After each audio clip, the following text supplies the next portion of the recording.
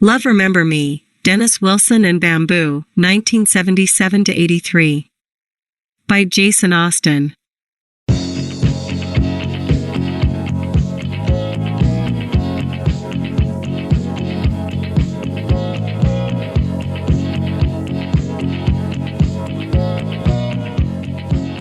Chapter 1, Dumb Angel.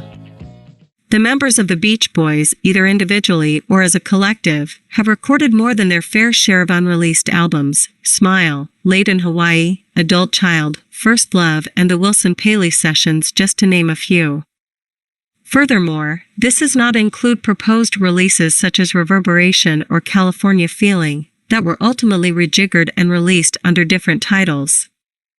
All of these projects were created with the best of intentions, but inevitably something, somewhere went awry. Whether it stemmed from disharmony within the group or from more benign commercial/label interests, some factor or factors prevented these albums from reaching record store shelves as intended. Still, there is one unreleased record in the group's collective oeuvre that may be the most tragic missed opportunity of them all.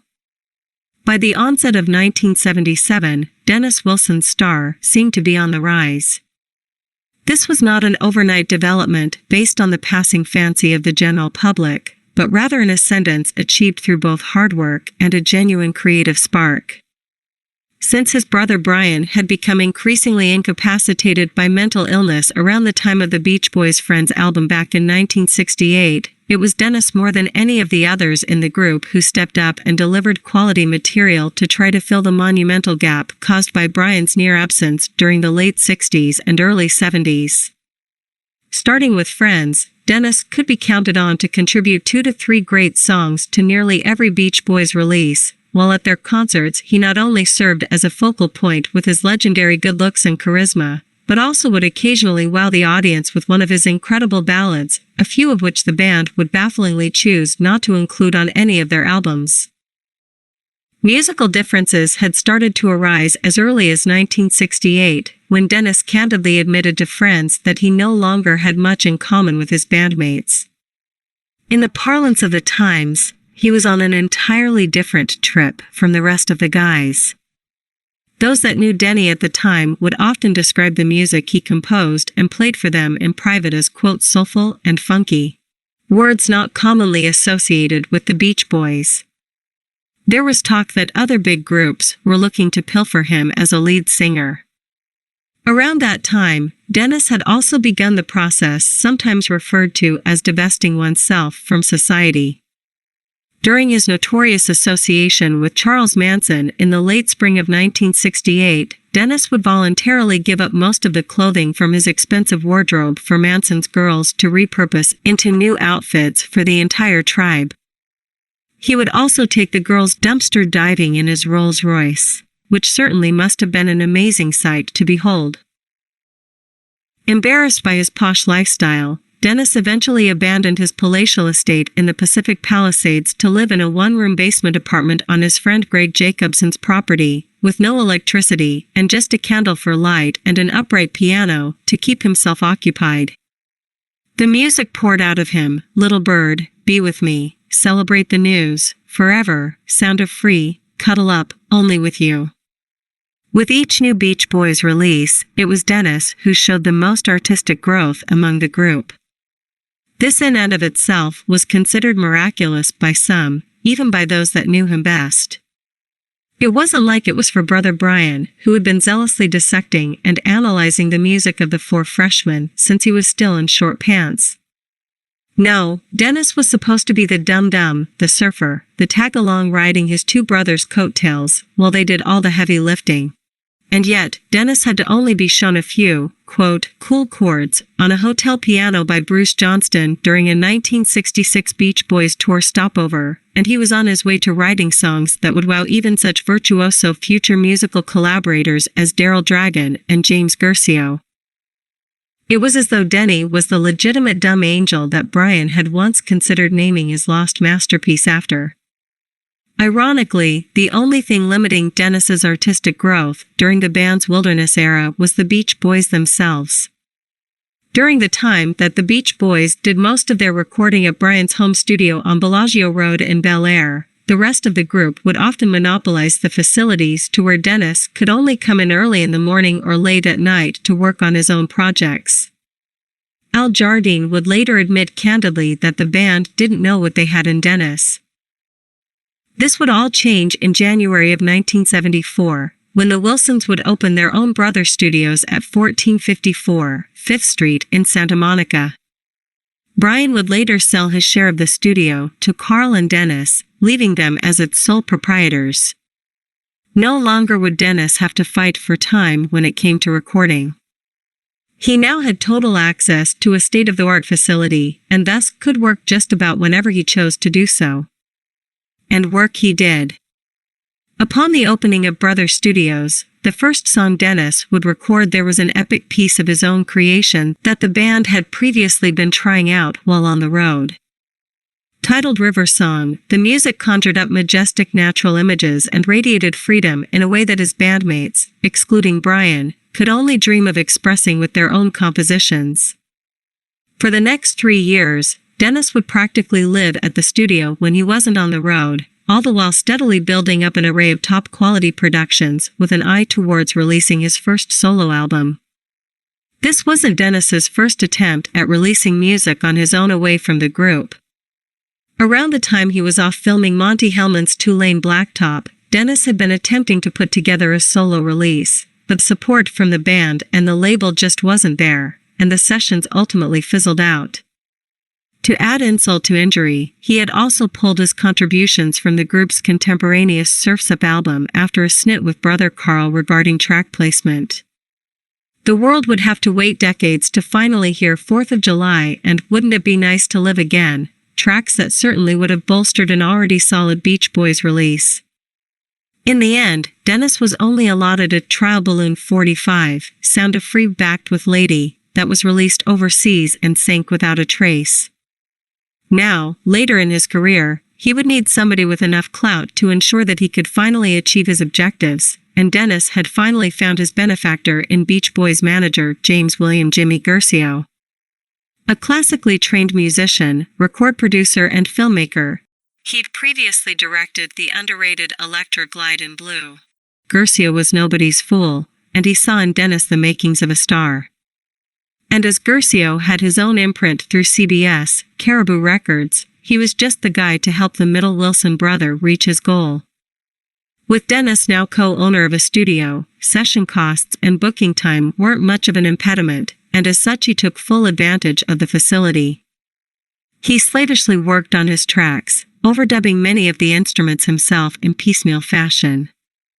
When he needed other musicians, he had nearly the entire Beach Boys touring band at his disposal, as well as friends like Bill Lamb, Michael Andreas, Hal Blaine, Jamie Jamerson and his brother Carl. The stars were aligning.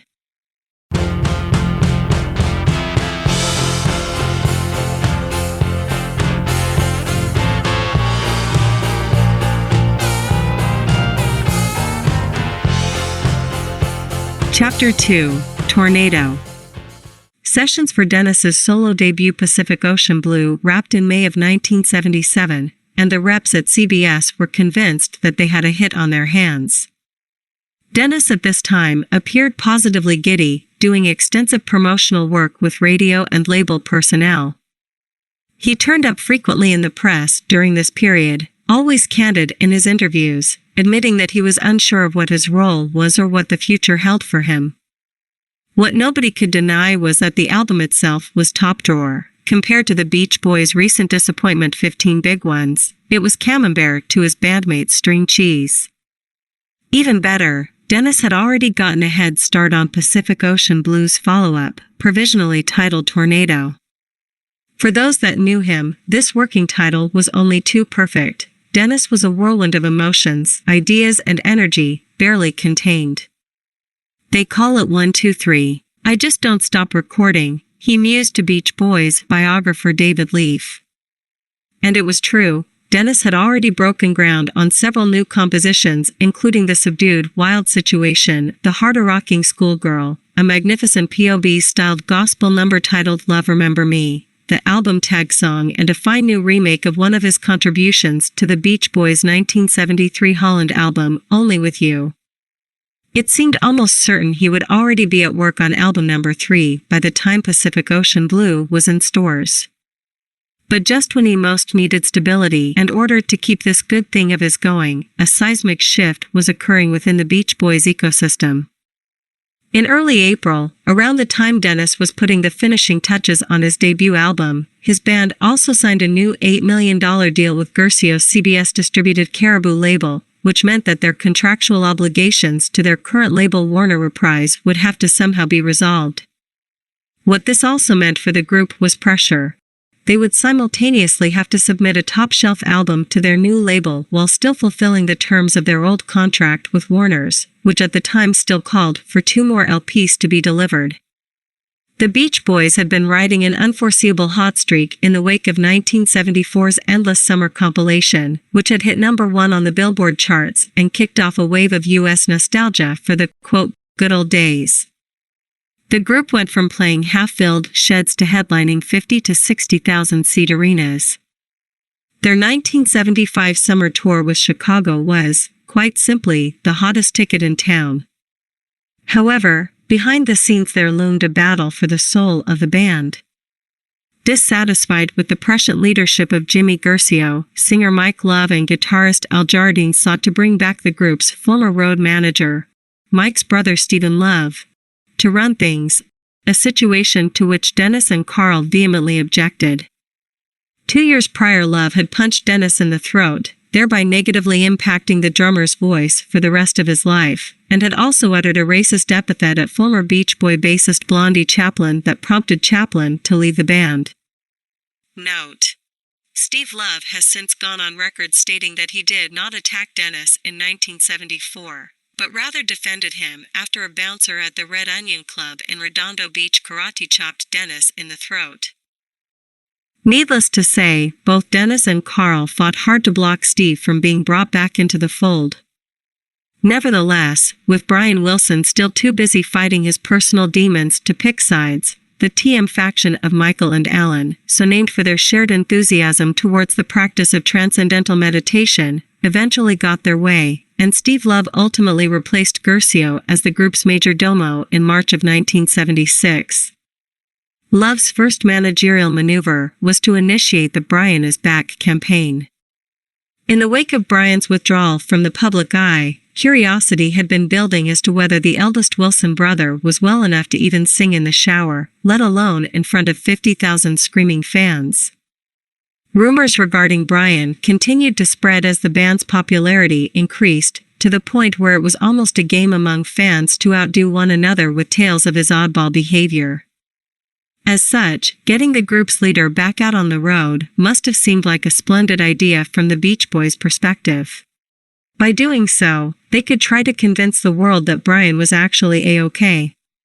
The only problem was, Brian was neither ready, willing, nor able to be thrust into such a position.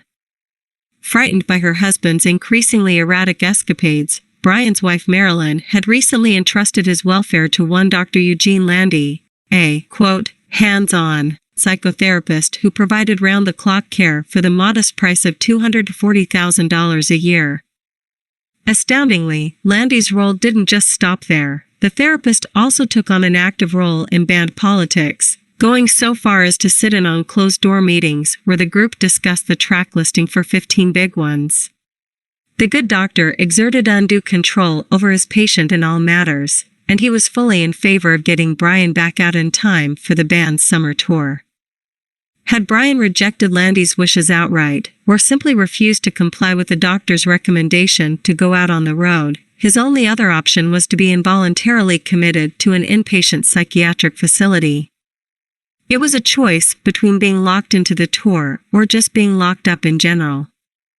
Yet despite the financial gains that Brian's appearances at concerts all but guaranteed, by March of 1977 both Eugene Landy and Steve Love had been dismissed from the Beach Boys camp. It seemed that some within the organization felt that both figures had overstepped their bounds.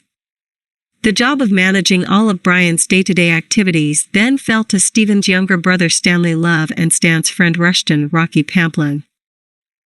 Steve Love's replacement was a friend of Carl's named Henry Lazarus. The TM contingent had had their turn calling the shots, and now Carl and Dennis wanted their guy in charge. If the name Henry Lazarus doesn't resonate with fans of the group today, there's a simple reason: he was the band's manager for all of 3 months. Early on in his tenure, Mr. Lazarus neglected to submit some very important paperwork, and this caused the group's 1977 European tour to be cancelled, costing the Beach Boys over $1 million in potential revenue. It's one of those stories in the group's lore that tends to get overlooked by even the most knowledgeable of fans, and yet its importance cannot be overstated, as it laid the groundwork for much of what was to follow. At this time, there was also a new Beach Boys album in stores, The Beach Boys Love You. Composed entirely by Brian during a period of relative well-being under Dr. Landy's care. Despite his outrageous methods and costs, Landy did seem to have a positive impact on Brian at first. This was Brian's first big creative outburst since 1968's Friends, and thus a very important album in the group's trajectory. Unfortunately, this release was also one that was owed to Warner Brothers, and the label, the heads of which were no doubt quite perturbed after the group abandoned them in favor of CBS, not only didn't promote the record, but in some cases refused to even ship it. Love You peaked at number 53 and fell off the charts after a few weeks, its future reputation as a cult classic of course being of no value to the band that spring. Now essentially no longer on speaking terms with Messrs. Love or Jardine in the wake of the ongoing difficulties with management, Dennis simply retreated back into the studio. During the months of July and August, he put in more work on Only With You, Love Remember Me, The Sultry Cocktails and the delightful He's a Bum. His absence from home was surely felt by his new bride, Karen Lamb, whom he had wed in a private ceremony in Hawaii back in May. The marriage would end in divorce that September. What should have been a career highlight for the group, playing a concert in Central Park in front of 150,000 fans young and old on September 1st, nearly spelled the end of the Beach Boys. During a post-show meeting, Alan and Mike were somehow able to win Brian over to their side as the majority vote in favor of reinstating Stephen Love as band manager. Predictably, Carl and Dennis were outraged by this transgression. Following the next day's show in Rhode Island, a screaming match ensued between the two factions on the tarmac at the Newark, New Jersey airport as they waited to board their connecting flights back to California. Brian sensibly waited inside his plane, avoiding the confrontation. Michael and Alan started off by insisting that Dennis ought to leave the band immediately, and by the time the 4 band members boarded their planes, both factions were in agreement that the Beach Boys were history. Though they would ultimately play a few uneasy gigs together in the next couple of months, it wasn't until late November that the principals finally agreed to mend fences in the wake of their new deal with CBS. Amidst all of the interpersonal drama, Pacific Ocean Blue was now in stores and doing brisk, if not remarkable, business, ultimately going on to sell 200,000 copies. The album would draw good critical reviews and inspire a small legion of followers, but without a hit single it ultimately plateaued at number 96 on Billboard. All signs pointed to Dennis putting a band together and getting out on the road to promote the LP, but despite rehearsing for live appearances with some of his mates in the Beach Boys touring ensemble, whom he dubbed Bamboo, these shows would sadly never happen, due to an ultimatum from Beach Boys management wherein Dennis would be sacked from the band if he attempted to go out on the road independently. Unused tickets, from the few booked and summarily cancelled gigs, are now valuable collector's items.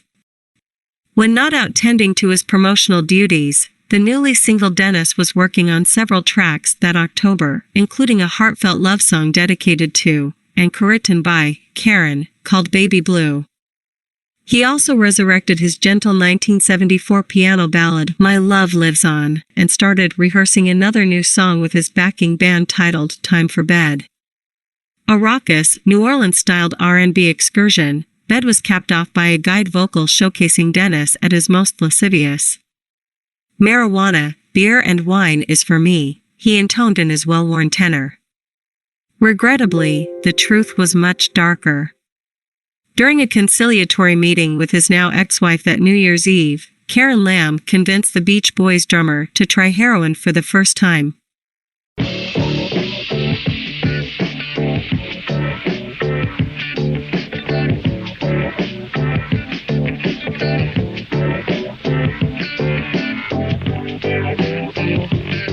Chapter 3: It's Not Too Late.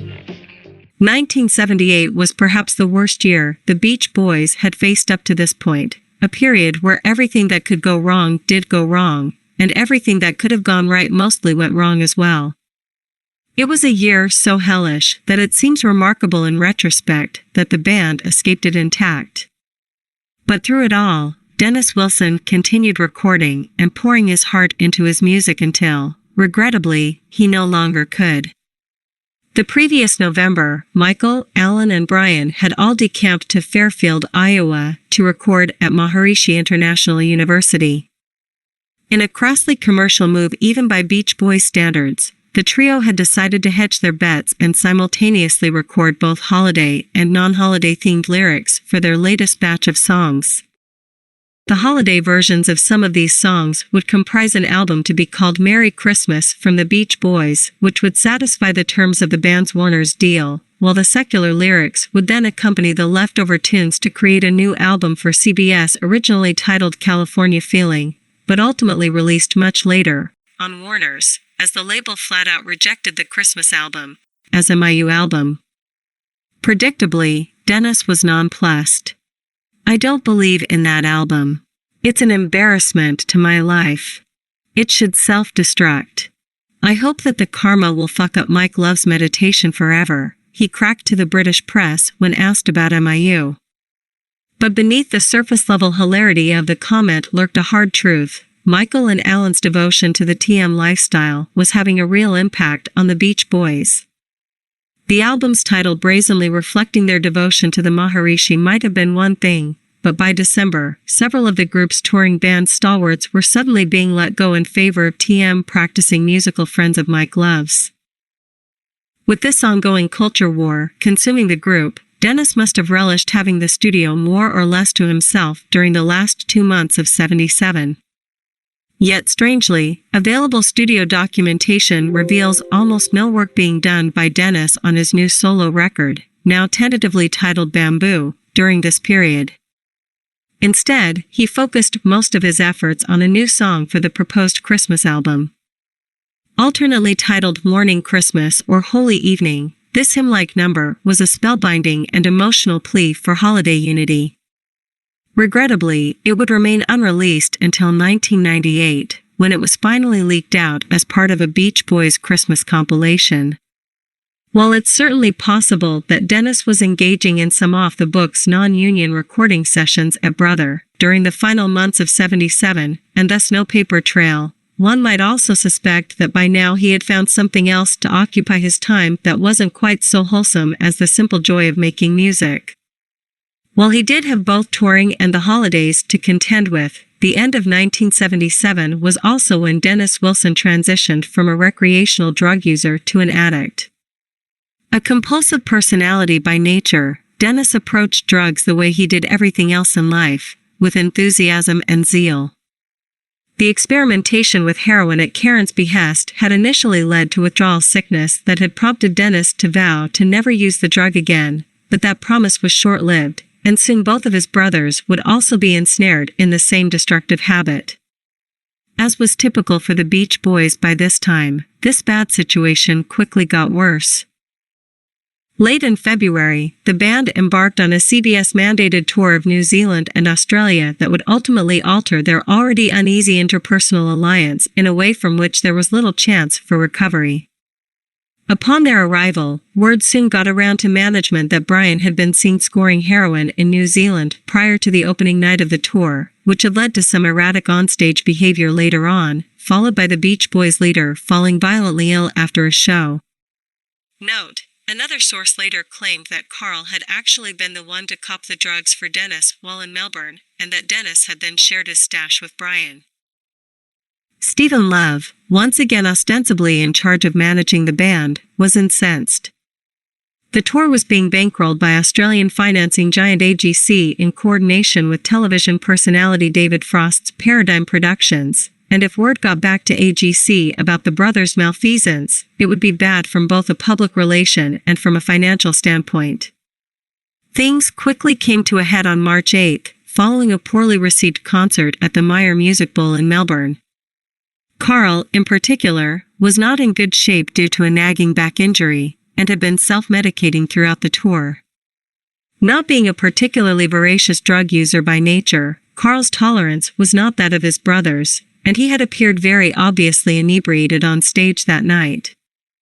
By now, word of the Wilsons' drug problem had indeed reached David Frost, and the talk show host was in the hotel room after the show when Rocky Pamplin infamously knocked Carl Wilson out with one punch, after Carl dared to say "fuck you, Rocky," or words to that effect. According to Stan Love, his brother Mike immediately leapt out of his seat to shake Rocky's hand after Carl finally left the room.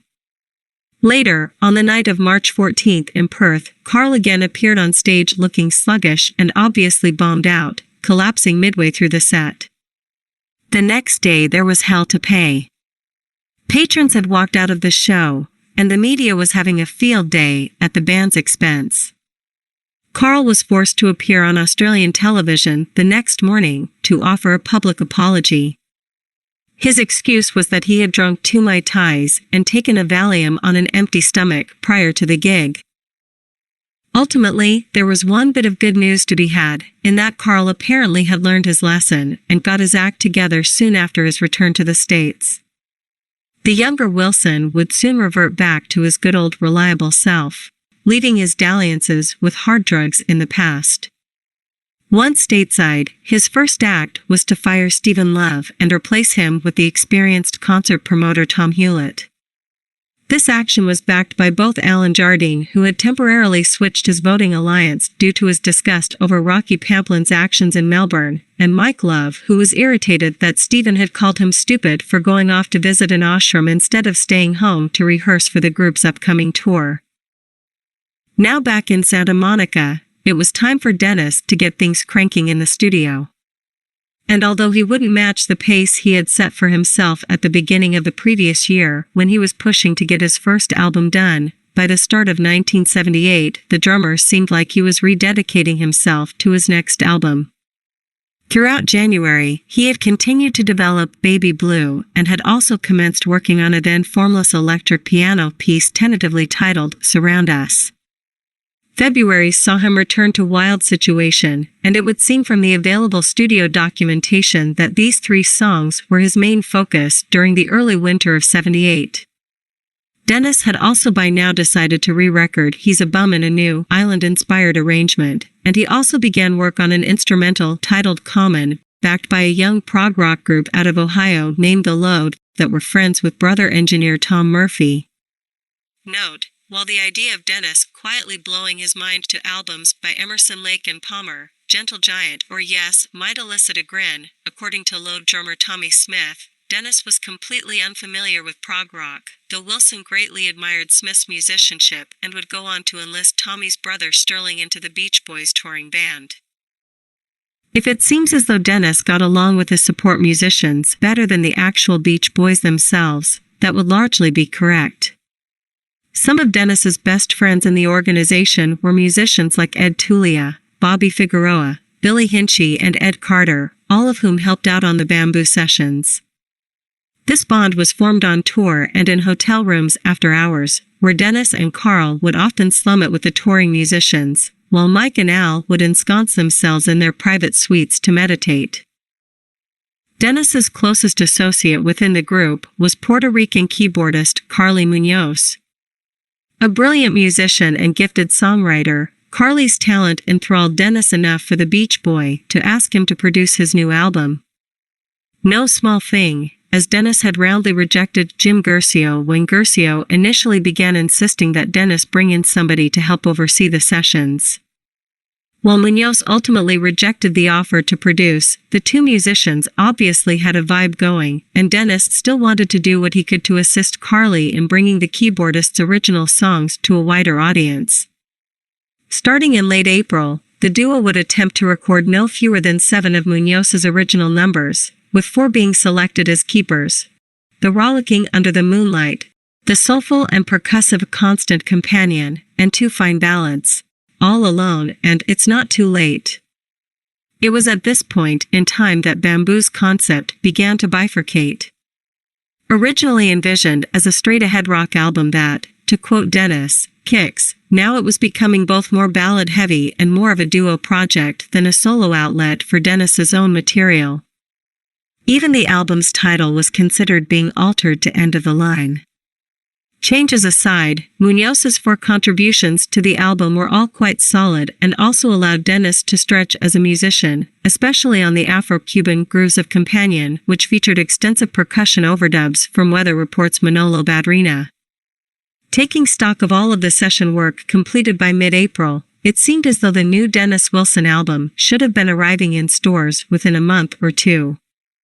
Of the first-tier songs, Schoolgirl, Only With You, Wild Situation, He's a Bum, Time for Bed, Baby Blue, and Surround Us had all been worked on extensively. Additionally, Dennis also had earlier outtakes such as Love Remember Me, Holy Man, My Love Lives On, and the fully completed Tug of Love, a track cut from Pacific Ocean Blue at the last minute, from which to draw. Beyond that, Wilson had also recorded such fragmentary yet promising feels as Common, 10,000 Years, eventually re-recorded by Mike Love and released in 2008. Cocktails, album tag song, Something New, Crying, Fever, and even a version of Here Comes the Sun that was apparently originally intended for the Sgt. Pepper's Lonely Hearts Club Band movie. Add to that the original compositions Munoz had brought to the table, and it seemed as though even a double album wasn't out of the question. But Dennis's life had recently taken another turn for the worse. After an April 24 Beach Boys show at the McHale Center in Tucson, Arizona, a concerned mother alerted local authorities that her 16-year-old daughter was in a hotel room with the drummer of a popular rock band. When police arrived, empty beer bottles were found in the room, and Dennis was hauled in for contributing to the delinquency of a minor. Although the charges were quickly dropped, something traumatic happened to Dennis that night that greatly affected him throughout the rest of his life. Later, he would tell friends that he was raped by a black man while locked in the holding cell. Whether this actually happened or not can never be confirmed, but certainly something that night scarred Dennis to the point where he felt the need to mention it to numerous associates well after the fact.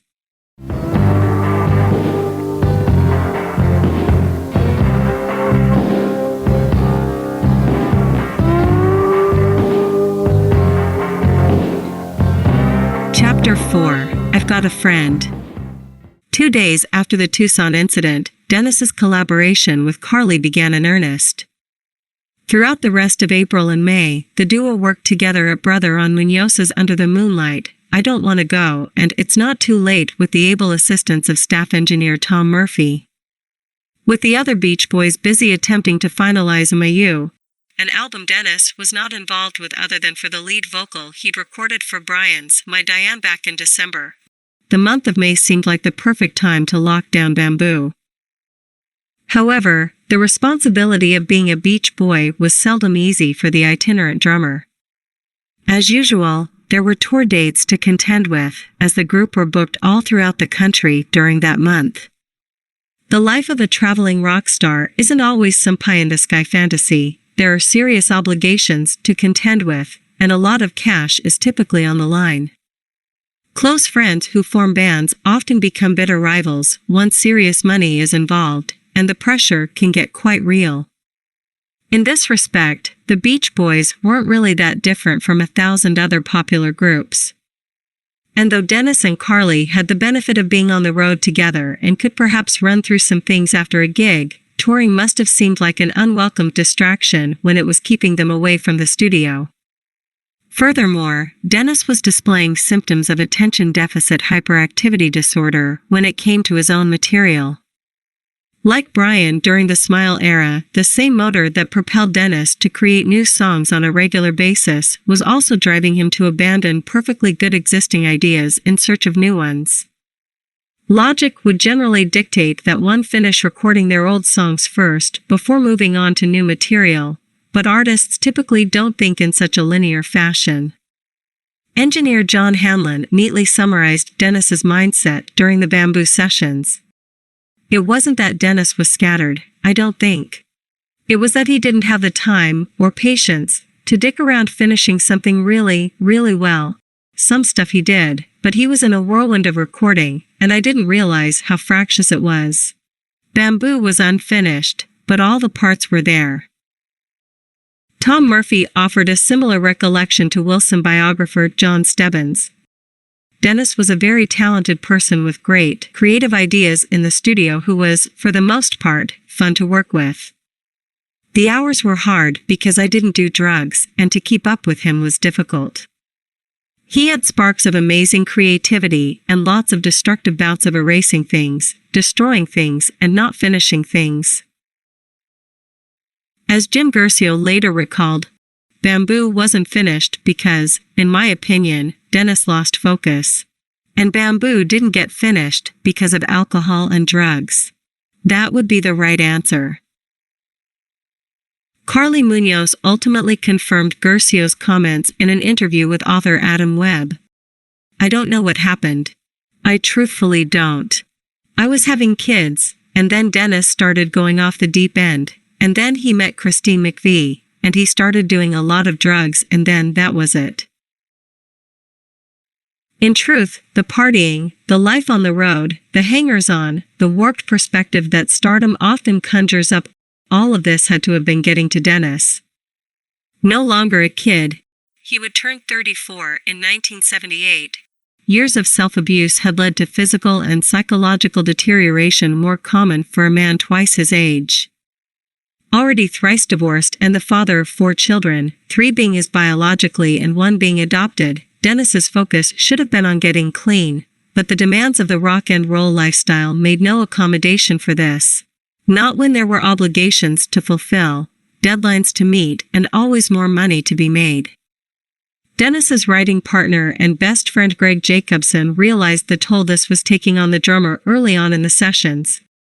When it came time to do Bamboo, I was not going to do it unless Dennis would come back in. He had gone pretty far out. I said, "No, Dennis, I'm not going to do this unless you settle down and you clean up. Then let's spend some time in the studio, and then we'll do it right." But the studio was usually a safe haven. The studio was where ideas came to life, where the magic happened. And the studio, Dennis's studio, was where Wilson and Munoz once again found themselves that June, putting in work on Companion, Under the Moonlight, It's Not Too Late and All Alone, as well as 2 unreleased and unheard songs from the pen of Carly, La Plena de Amor and Shoot-a-Bop. Never one to sit still, Dennis had also transmogrified Time for Bed into a multi-part epic, now titled Mexico Suite, that featured an incredibly evocative, Western-styled instrumental theme as its intro. Wilson even found time to record with the guys from The Load again, turning in a magnificent instrumental performance on Are You Real that was captured live in the studio, the musicians firing on all cylinders with Dennis driving the band on piano as if he was David Foster. Around this time, Brian Wilson decided he had had enough of the pressure of being a beach boy and escaped from his house. For days he went missing and could not be located until somebody tipped off his label that he was in San Diego. Marilyn hired a private detective to locate her missing husband, but soon a call came in from a doctor at an inpatient facility there that he had been treating Brian. Apparently, the local police had found the eldest Wilson brother passed out under a tree in Balboa Park and had taken him to the hospital for treatment for alcohol poisoning. Marilyn, along with Steve Love and his brother Stanley, immediately drove down to retrieve Brian, but ultimately wound up complying with the attending physician's advice to leave him there for a few days in order to recover from detox.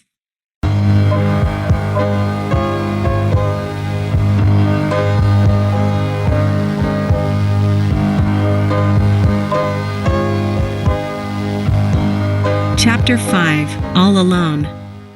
On June 28th, Dennis and Karen Lamb were wed yet again, this time in Las Vegas.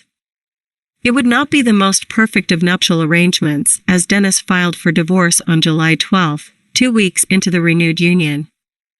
Incredibly, all three Wilson brothers would see their marriages crumble within 11 days of one another. On July 4th, Annie Hinchy Wilson and Carl Wilson parted ways, while Brian Wilson waited all the way until the 15th of that month to separate from Marilyn.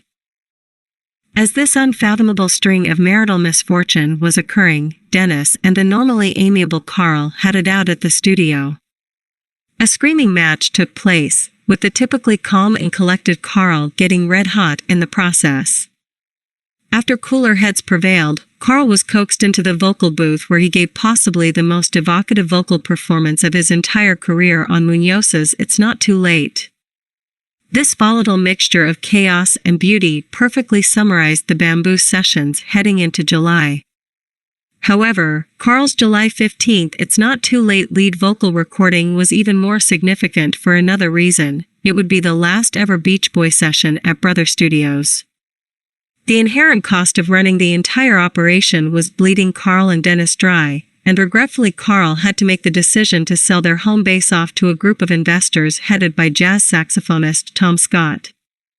Though the studio would remain operational under the name Crimson Sound, it would no longer belong to the Wilsons. This was in essence the death knell for the Bamboo project, and by proxy Dennis's solo career. While he was able to take a master reel containing Baby Blue, Surround Us, and the all-too-aptly titled Lord Let Me Out of Here up to K. Smith Studios in Seattle for some overdubs, the album was now essentially stillborn.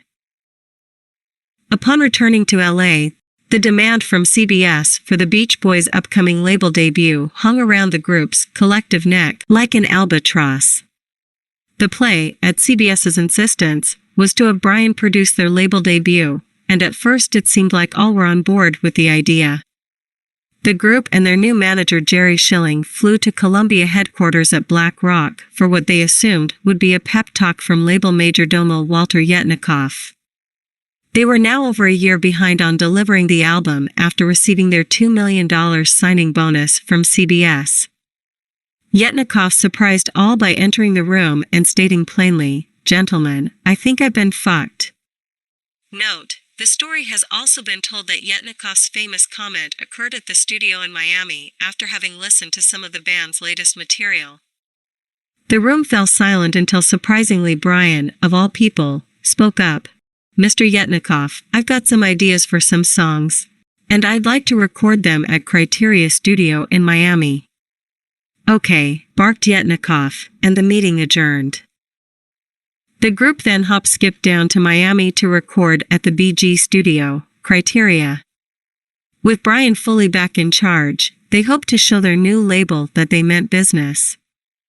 Prodigal son Bruce Johnston was even called in by Brian to help sing the high harmonies the eldest Wilson brother could no longer hit. Of course, the real problem was that Brian was in no way close to being psychologically sound enough to leave his own house, let alone produce an album for a major rock group. With his beloved mare and his daughters now gone from his life, in actuality he was suicidally depressed. The band struggled through sessions for Brian's Back, California Feeling and Calendar Girl before Brian gave up, leaving Bruce Johnston to then take over the production reins on the project. Not the least bit interested in contributing to the NAF material the rest of the band was cutting in Studio B, Dennis kept busy by utilizing some of the touring guys in Studio C for more overdubs on Surround Us and Baby Blue. In October, the MIU album, recorded back during the previous November and December in Iowa, was finally released on Warner's with no fanfare and a meager chart showing of number 151. However, the group were happy enough just to be finally freed from their contract with their old label. Their focus now was on getting the best material possible onto the new album for CBS. But unfortunately, nobody could agree on what that best material actually was. Al and Mike were each committed to their own magnum opuses, Lady Linda and Sumahama, respectively. Brian had since been hospitalized and thus could not contribute at all, so it was incumbent upon Carl and Jim Guercio to dust off a couple of their leaders' old numbers dating back to earlier in the decade, Vid Timon and Shorten and Bread, to offer up the appearance that Brian was, indeed, still back. Carl had also been working with a young musician named Jeffrey Cushing Murray, who had come highly recommended by way of Billy and Annie Hinchy. Wilson and Cushing Murray had been writing together since the beginning of the year and had developed a couple of pleasant, inoffensive sailing ballads in Goin' South and Full Sail. However, it was a third song titled Angel Come Home that most considered to be their finest collaborative achievement. Initially written about Carl's children Justin and Jonah, the song called for an extremely sensitive reading, and Carl, who must have understood this, selflessly handed the lead vocal duties over to Dennis. Dennis had not, to this point, been particularly impressed with Cushing Murray, but he legitimately loved Angel Come Home. As such, he was now open to Carl's suggestion to allow Cushing Murray to try to suss a melody and some lyrics out of Surround Us, which still existed as a very pretty but ultimately aimless electric piano piece. Taking a dub of the song home and listening to it repeatedly, Cushing Murray developed a fantastic melody that elevated the recording from mundane to magnificent, while simultaneously changing its title to Love Surrounds Me. For the rest of the year and well into January, Dennis would tinker with the song structure, adding and subtracting horns, strings, and other overdubs, before settling on an arrangement that, while seemingly sparse, contained numerous instrumental layers that could only be uncovered by a well-trained ear. Dennis also brought in his new love interest, Christine McVie of Fleetwood Mac, to sing high harmonies on the song.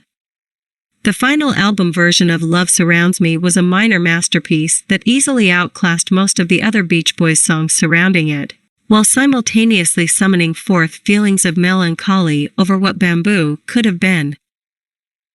Likewise, Dennis's other contribution, Baby Blue, was every bit as beautiful as his first. Always adept at summoning an aura of romantic longing out of mere note combinations, Dennis played to his strengths here, summarizing all that needed to be said about his relationship with Karen in under 4 minutes. The lead vocal by Carl was filled with a sort of quasi-spiritual yearning that perfectly conveyed the message of the lyrics as written by Greg Jacobson, with assistance from Karen Lamb herself. Beach Boys producer Bruce Johnston added just the right amount of sympathetic production touches, but the lion's share of credit here must go to Dennis, who essentially constructed this track from the ground up. In an effort to try to fill the void left by Brian's absence, Johnston had called in the big guns in the form of Kurt Becher. Once considered a hot up-and-coming producer, Becher was the studio guru behind hits such as Along Comes Mary and Cherish for the Association and Sweet Pea and Hooray for Hazel for Tommy Rowe. However, Kurt is probably best remembered today for his work with the late 60s cult acts Sagittarius and The Millennium, whose cutting-edge psychedelic pop albums had a massive impact on Brian Wilson when they were released. Indeed, at one time Becher had been considered in industry circles to be the closest thing to a Brian Wilson, but those days had long since passed him by, and he was essentially now clinging on to the industry as a session vocalist, though he longed to get back into the production end of things. Kurt was also one of the few white pop/rock musicians of his generation who truly embraced the sound of disco. While rock acts such as the Rolling Stones, Rod Stewart, and Kiss begrudgingly modified their approach in the late 70s to include disco elements in an effort to stay relevant, Becher was actually mad for the stuff, with no excuses given. An effete homosexual with a cherubic face, he was also quite the raunchy character and loved living free in a way that many of his straight contemporaries found awkward or uncomfortable. In other words, Kurt was incredibly progressive, perhaps too progressive for the Beach Boys, and undoubtedly way too progressive for most of their largely straight, largely white audience. Likewise, as perhaps the dictionary definition of a straight, white alpha male, Dennis Wilson despised disco. His idea of hip, new music was Bruce Springsteen. So, when the idea was floated to include an 11-minute, Kurt Becher produced disco remake of the classic Wild Honey number Here Comes the Night on the new album, Dennis recoiled in horror.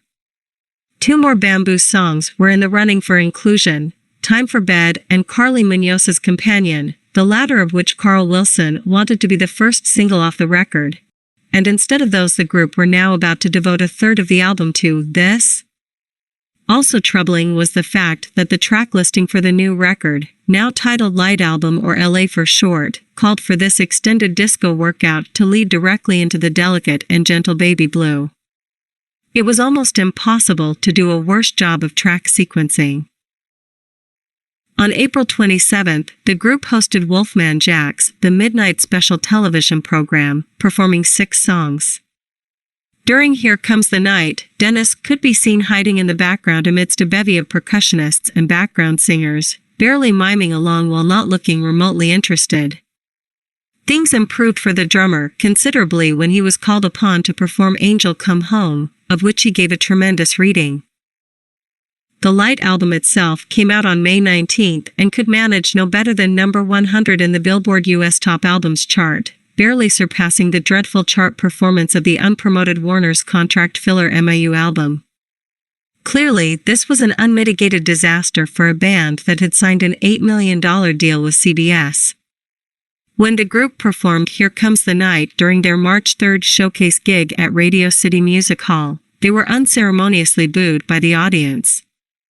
Dennis refused to take the stage for the song. On July 3, 1979, Dennis booked a session at engineer Tom Murphy's 16-track home studio to record a new version of Carly Munoz's All Alone. Murphy had opened the studio after being fired by Beach Boys management for, unbelievably, not being able to finish Dennis's solo album. Note: there seems to be some debate as to where this version of All Alone was recorded, as Andrew Doe's Bellagio 10452 website lists the session as occurring at Track Records, a professional studio in North Hollywood. It would be Dennis's last known studio vocal performance to surface, though he would still produce some collaborative sessions with Brian later on that were ultimately cut short due to lack of funding. Only 5 days after the session at Murph's place, Dennis would be penalized with an open-ended leave from touring with the Beach Boys after getting into a fistfight with Mike Love on stage at LA's Universal Amphitheater.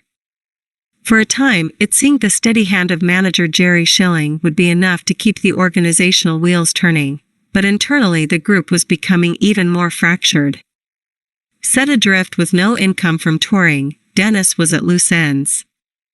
To bide time, he recorded with Christine, the tapes of which are still in the Fleetwood Mac singer's possession and have never been released, but their romance was proving to be contentious and unstable. Dennis's response to his domestic woes was to regularly go out and get trashed for days at a time.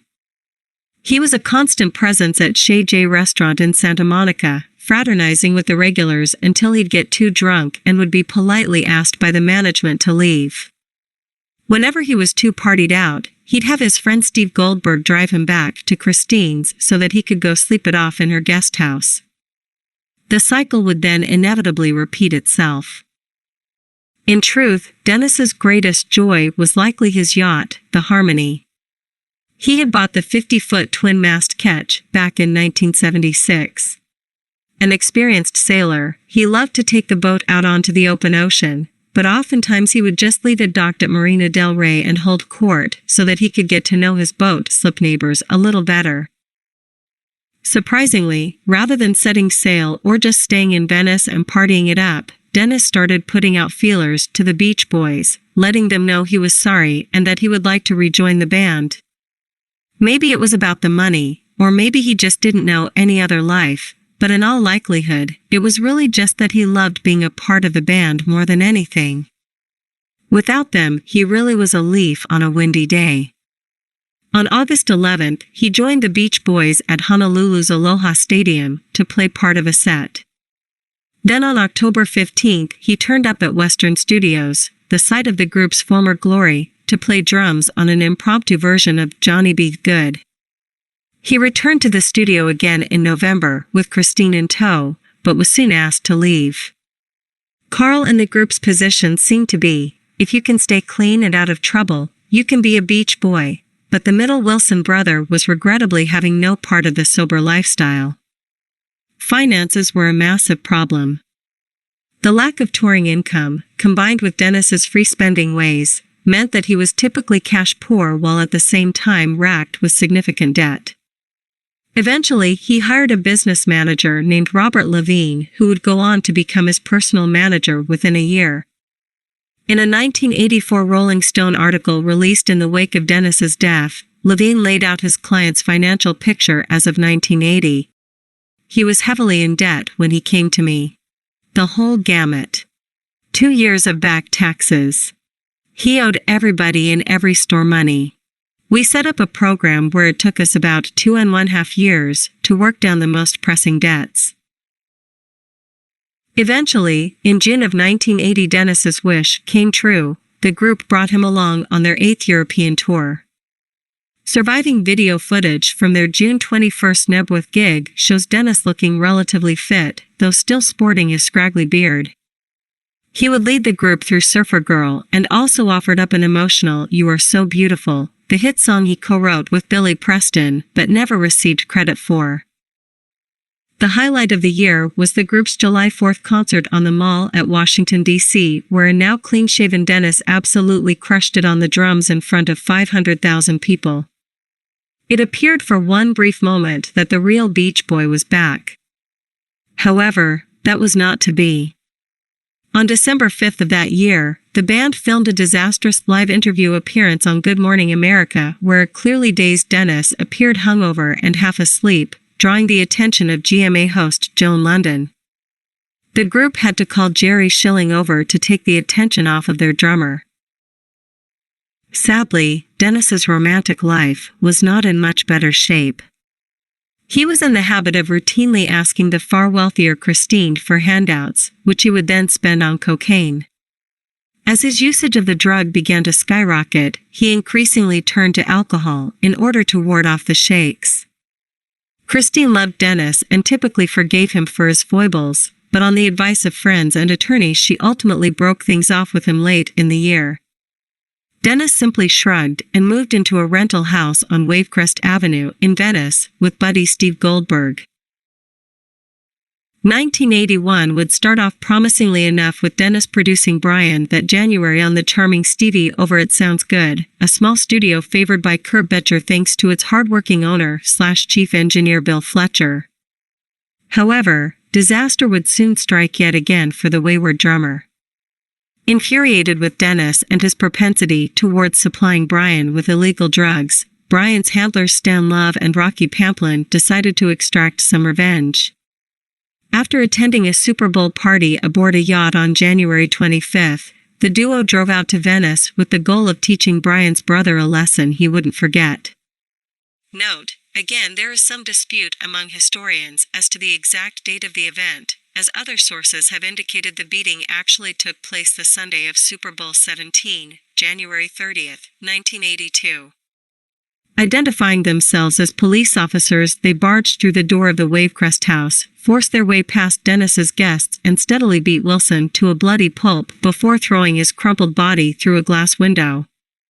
What had started as a downward spiral for the drummer towards the end of 1977 was now a full-blown crisis situation.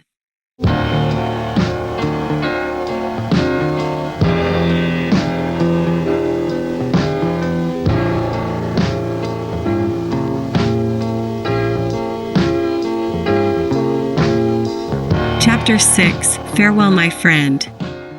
Carl Wilson had had enough of the Beach Boys' lackadaisical approach to live performance and wanted out.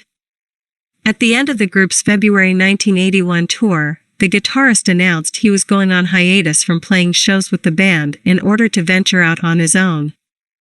Long the glue that had held the Beach Boys together as a touring unit, the loss of Carl Wilson was a massive blow to the group. Yet they had no choice but to carry on, chiefly because some of the band members were now heavily in debt. As usual, Dennis suffered the worst. His beloved Harmony was repossessed that summer after he couldn't afford to keep up the payments. The results of touring without Carl were predictably disastrous, as a televised July 5th show from the Queen Mary, docked in Long Beach that day, demonstrated all too well. The concert was truly nothing short of abysmal when compared to their Carl-led glory days as a live unit. Then on July 17th at LA's Greek Theater, Mike and Dennis were involved in yet another offstage physical altercation, with Mike this time getting the better of Dennis and locking him in a scenery closet. The normally subdued Brian became so upset at one point that he punched his mic stand and stormed off the stage. Dennis was still living in the dilapidated rental house on Wavecrest Avenue with his daughter Jennifer and some of her friends, when one of said friends introduced him to 16-year-old Sean Marie Love, Mike Love's illegitimate daughter. It wasn't long until Dennis and Sean started seeing one another. Naturally, the nature of the relationship sent shockwaves through the entire Beach Boys network. Sean would ultimately give birth to Dennis's child, his fifth, a baby boy named Gage, in September of 1982. Around the time of Gage Wilson's birth, Dennis booked one final session at Unicorn Studios, the Old Brother Studios, to record a song named, appropriately enough, Labor Day. The track has still never surfaced, but would be fascinating to hear. Later that November, Dennis and Brian would meet at the home of their mutual friend Garby Leon to record 6 new compositions. Take Me Home, I Feel So Fine, City Blues, I Said a Prayer, Why Don't You Tell Me, and the tortured Oh, Lord. These were submitted to the Beach Boys as demos for future recordings, but the rest of the group had little interest, even Carl, who was now back in the fold. Today the Garby Leon tapes circulate among collectors under the title The Cocaine Sessions. Regrettably, Dennis is not vocally audible at any time throughout these tapes. Note 1. Once again the date here is uncertain, as some historians believe that the Cocaine Sessions may have been recorded as early as 1981. Despite all the chaos, Dennis had actually been making most of his Beach Boys gigs since his suspension from the band was lifted in 1980. But things were seemingly always contentious. As it was with Brian, handlers were employed to keep Dennis away from booze and drugs prior to shows. The situation between him and Mike Love escalated to the point where a restraining order was eventually issued. Note 2, other sources have stated that the restraining order was actually between Dennis and one of Mike's brothers, most likely Stan. Wilson's alcohol consumption continued to increase, and he was now spending most of his nights in Venice walking the beach and chumming it up with strangers, an ever-present jug of Myers rum and OJ always firmly within his grasp. Several of the locals who knew him referred to him as Dennis from Venice. Some had no idea they were talking to an actual beach boy and were later stunned to find this out. Finally, in August of 1983, just 1 month after Dennis and Sean had tied the knot, the group agreed that Dennis could no longer go out on the road with them until he went through treatment and sobered up. He had become too much of a liability. For the rest of his life, Dennis would repeatedly enter treatment programs only to sign himself out after a couple of days. He would play 2 more gigs with the Beach Boys, but for all intents and purposes, they would not let him back in until he completed rehab. His relationship with Sean turned physical and soon disintegrated, and she moved out, preferring to stay at the Santa Monica Bay Inn with their baby boy. Dennis, who had been living in a house in Malibu rented by the Beach Boys organization, was not allowed to renew his lease unless he again entered treatment. Instead, he chose the other option. Essentially now destitute, Dennis would spend the remainder of his days couch surfing, drinking, and coking himself into oblivion. A Santa Monica rehab facility he had checked himself out of refused to take him back because he was too much trouble, according to one of the doctors. That Christmas, Dennis made plans to fly to New Mexico and rehab after the holidays, but it was not to be. On January 28, 1983, Dennis Wilson drowned off the coast of Marina del Rey after repeatedly diving off a friend's boat into the 50-degree water. He was 39 years old.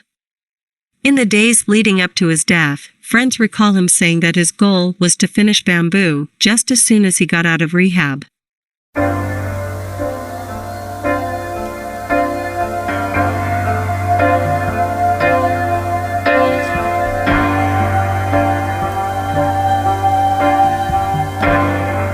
Chapter 7, Thoughts of You.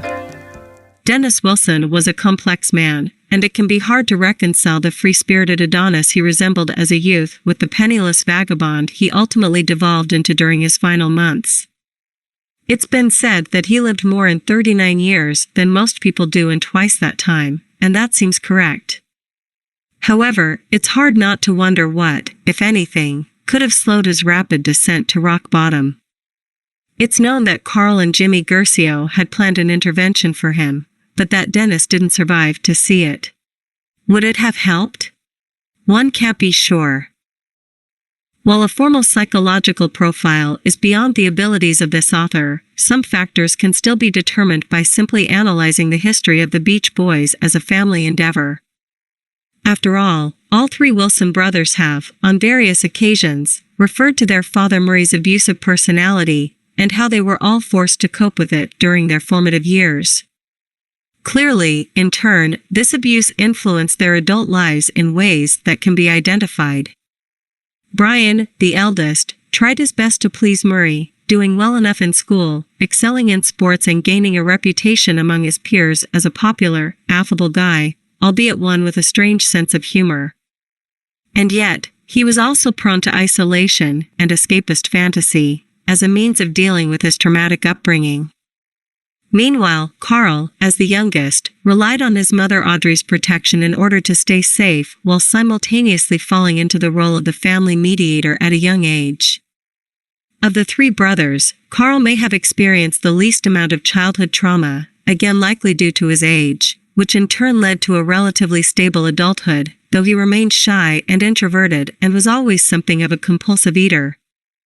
However, Dennis, as the rambunctious middle child, was a lightning rod for Murray's frustration.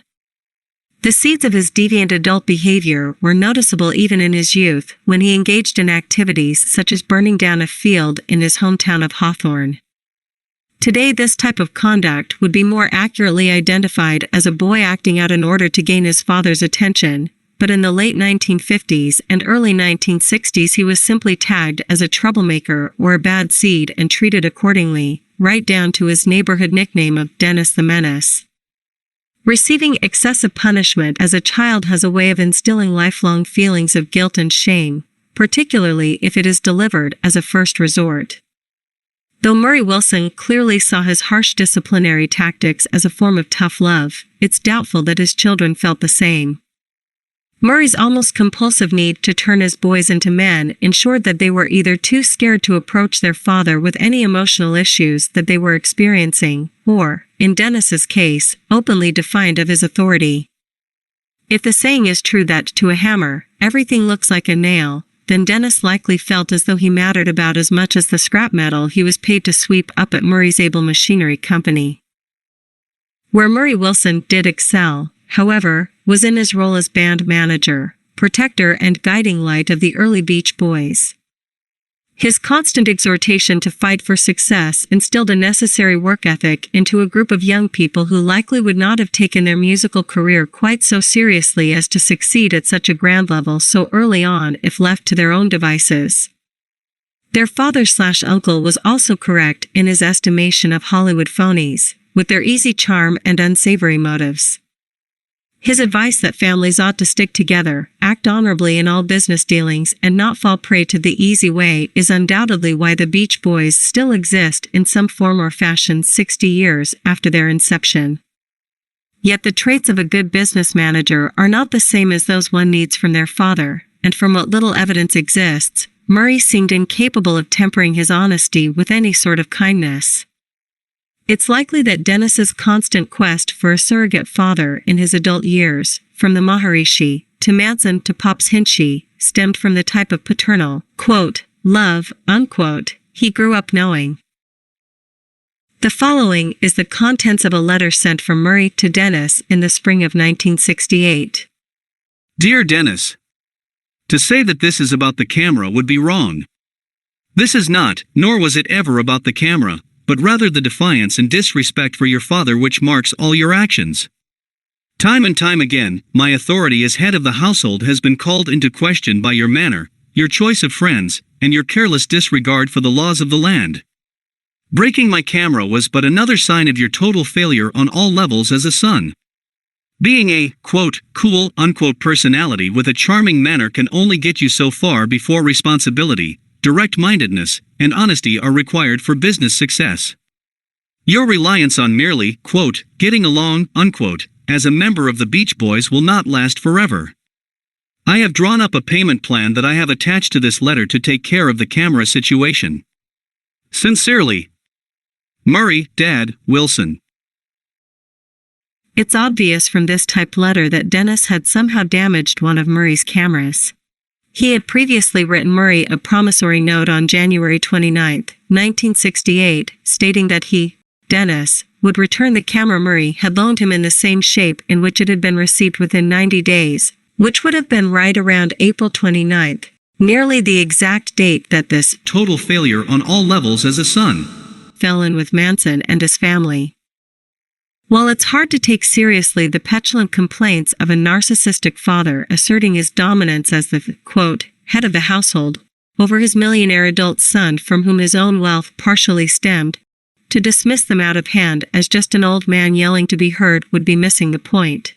The risky and, to be fair, often inexcusable behaviors Dennis engaged in throughout his life had to have stemmed, at least in part, from a profound lack of love from the man whom unfortunately he had no choice but to try and look up to. The wife beating, the jealousy, the addictions to drugs and sex, speed and danger, these mechanisms were all derived from feelings of loneliness, insecurity, self-loathing, and a constant need to distract from the real pain of childhood trauma. Yet by all accounts Dennis Wilson was still a spiritually aware individual who saw the good in people that society rejected. He was kind to children and to those that suffered from mental and physical handicaps. In the end, he seemed a gentle soul that was no doubt tormented by abuse, both at the hands of his father and by that of an industry that had made him into a superstar while he was still a teenager. It seems likely that if Dennis had just been offered a more secure, loving, and stable life as a youth, he might have found the peace that eluded him so during his chaotic and tumultuous, but endlessly fascinating adult years. The end. Love Remember Me, Dennis Wilson and Bamboo, 1977-83, was written by Jason Austin during the summer of 2020. Sources for this essay include John Stebbins' Dennis Wilson, The Real Beach Boy, Adam Webb's Dumb Angel, The Life and Music of Dennis Wilson, Stephen Gaines' Heroes and Villains, The True Story of the Beach Boys, Michael Goldberg's Dennis Wilson, The Beach Boy Who Went Overboard, from the June 7, 1984 edition of Rolling Stone magazine, and Ken Sharp's Dreamer, The Making of Dennis Wilson's Pacific Ocean Blue. Extra special thanks to Andrew G. Doe for his invaluable Bellagio 10452 website, and to Craig Slawinski for his exemplary research into Dennis's solo career. The previous recording was a YouTube exclusive and is not to be sold, transcribed, or reprinted.